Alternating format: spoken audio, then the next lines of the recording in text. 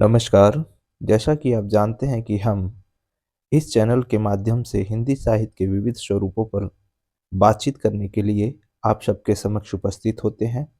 दोस्तों, आज हम जिस टॉपिक को लेकर आप सबके समक्ष उपस्थित हैं, वह टॉपिक है हिंदी साहित्य के प्रमुख रचनाकार एवं उनकी रचनाएँ, तथा साथ ही साथ हम यह भी देखेंगे कि उनके से जुड़े तथ्य क्या हैं तथा उनकी उनसे जुड़ी विशेषताएँ क्या हैं, इसको भी हम भली-भाँति देखेंगे और समझेंगे भी।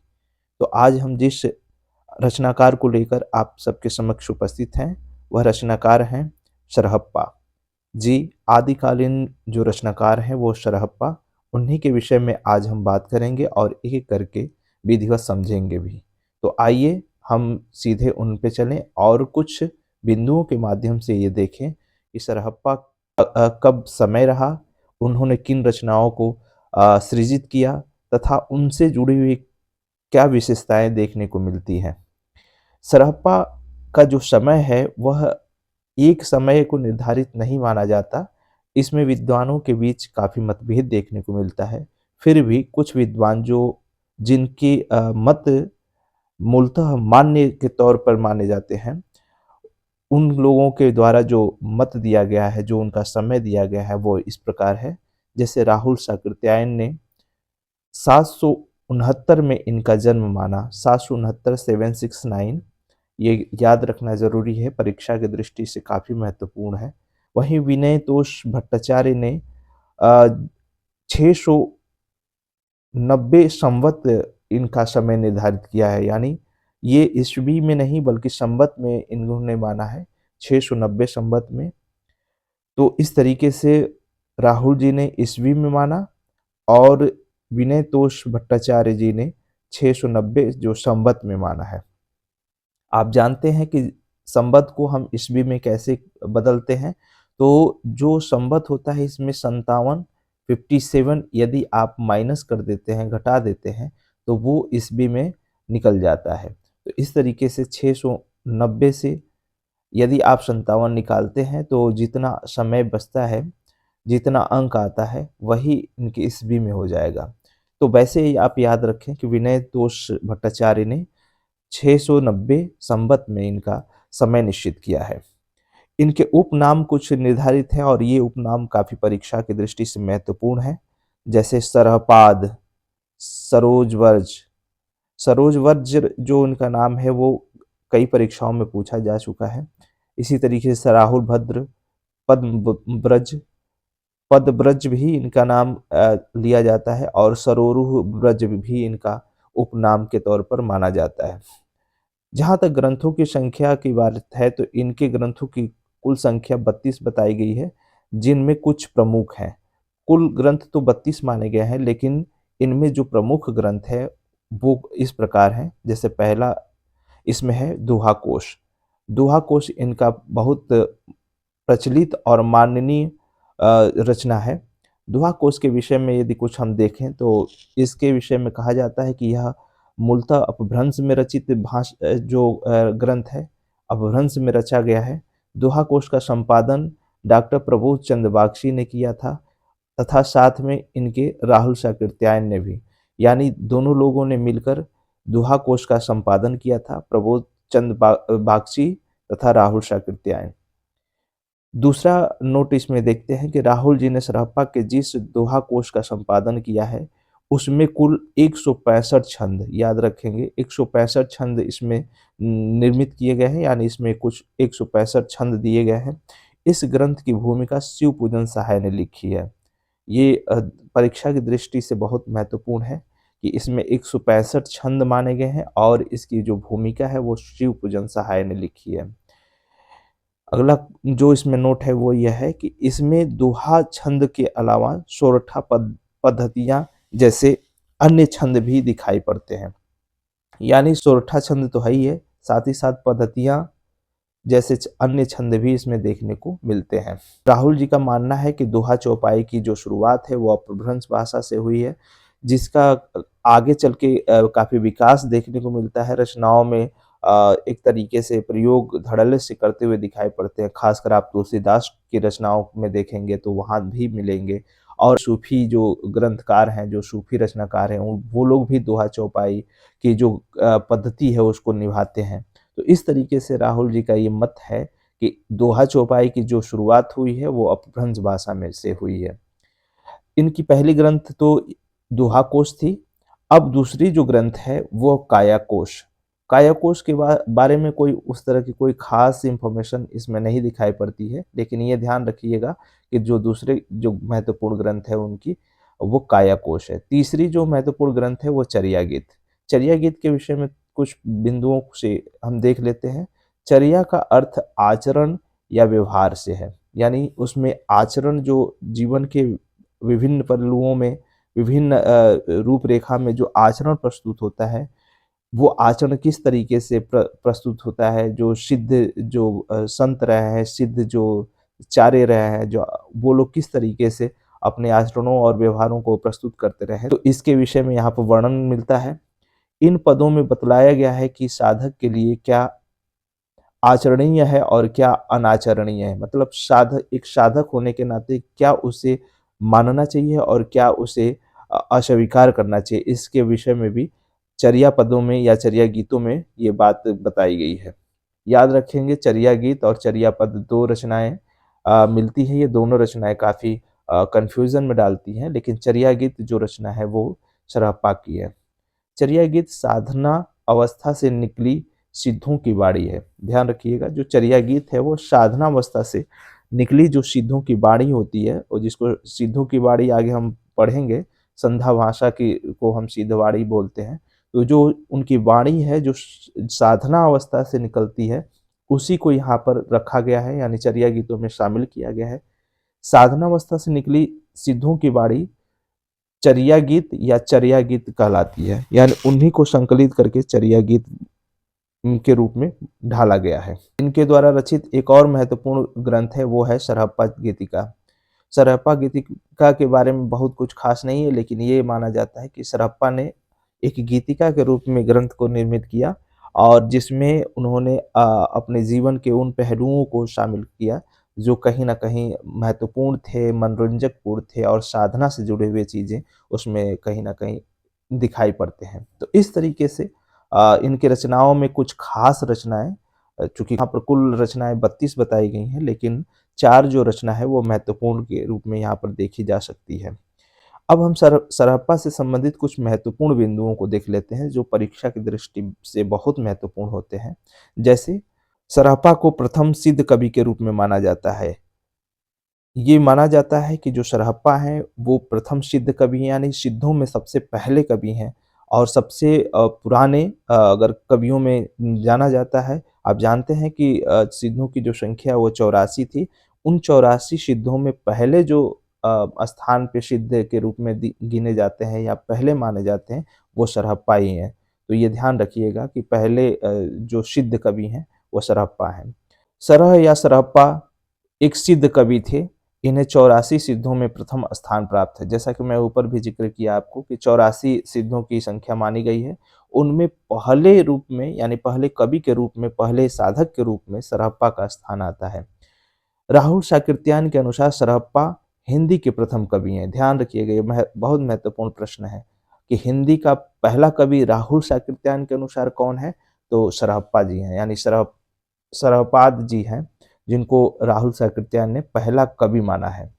सरहप्पा ने सहजिया या सहजियान शाखा की स्थापना की है। ये एक शाखा है जिस शाखा के अंतर्गत अपने जितने भी धार्मिक प्रपंच हैं या योग से संबंधित जो भी सूचनाएँ हैं या दर्शन से संबंधित जो भी बातें हैं, उसको इसके माध्यम से साधकों तक पहुँचाने की कोशिश की जाती थी। तो ये सरहप्पा ने सृजित किया था। सहजिया संप्रदाय या सहजयान संप्रदाय या शाखा कह सकते हैं। तो इसकी स्थापना सरहप्पा ने की थी।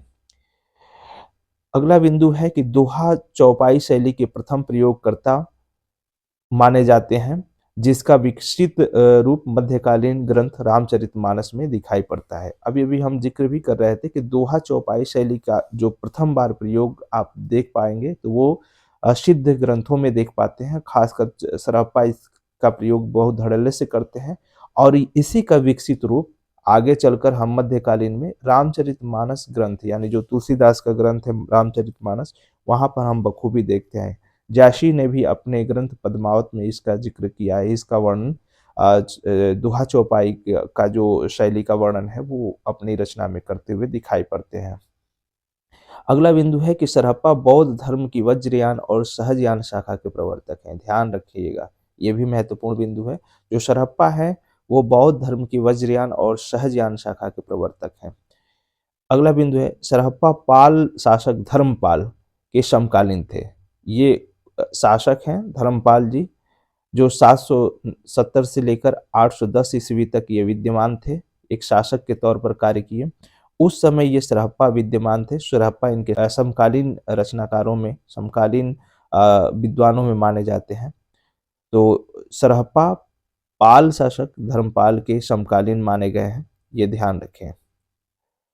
सरहप्पा के साहित्य से जो इनकी जीवन दृष्टि परिलक्षित होती है, उसके मुख्य आधार सहज संयम, पाखंड विनाश, गुरु सेवा, सहज मार्ग और महासुख की प्राप्ति है।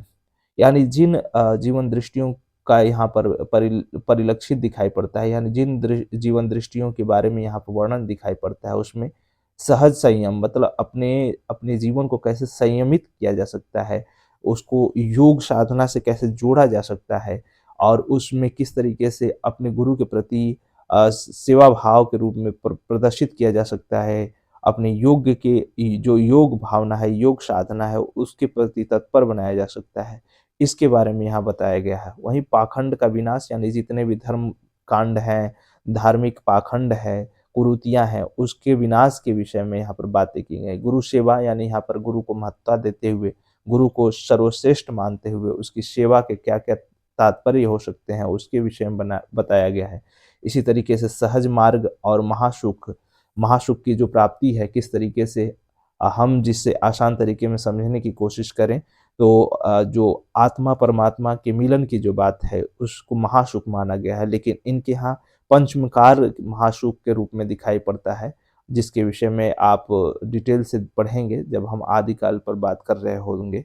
तो पंचमकार में ये महासुख की वहाँ पर योगिनियों के साथ योग क्रिया का अभ्यास करते हैं और मांस मदिरा और मत्स्य इस तरीके से जो 5 मकार हैं, ये उन पंचमकार जिसको बोला जाता है, उनका ये सेवन करना, उनके ही माध्यम से अपने उस ईश्वरीय तत्व को प्राप्त करने की वो कहीं न कहीं कल्पना करते हैं, कहीं न कहीं उसको आधार बनाते हैं।